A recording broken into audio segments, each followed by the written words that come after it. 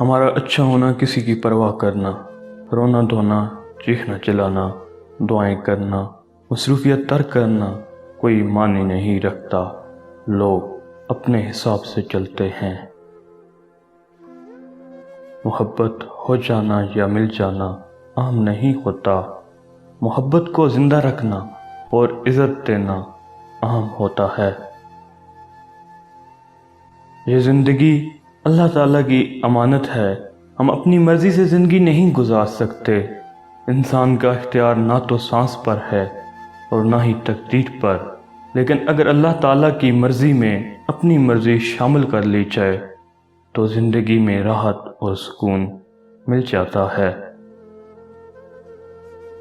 کائنات کا پہلا گناہ نہ شرک تھا نہ کفر، پہلا گناہ تھا میں اس سے بہتر ہوں۔ زندگی کی کتاب کے سب اوراق ہمارے مطابق نہیں ہوتے، بس اگر کوئی ایسا ورق سامنے آ جائے جس میں راحتیں نہ ہوں تو صبر کیجیے۔ لوگ کیا کہیں گے، یہ ایسی گھٹیا سوچ ہے جو اللہ کا ڈر نکال کے لوگوں کا خوف ذہن پہ غالب کر دیتی ہے۔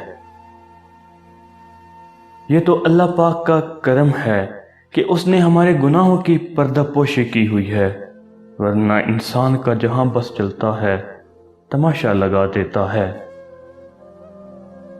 جب تعلق ضرورت کے ہوں تو ان کی یاد بھی ضرورت کے وقت آتی ہے۔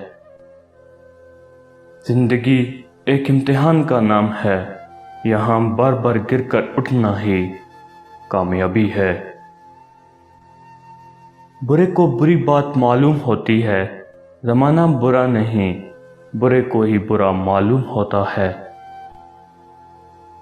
کبھی گناہ کرنے کا دل چاہے تو اپنی ان دعاؤں کے بارے میں سوچئے جن کی آپ شدت سے قبولیت چاہتے ہیں، کیونکہ دعاؤں کی قبولیت کی راہ میں سب سے بڑی رکاوٹ گناہ ہی ہوتے ہیں۔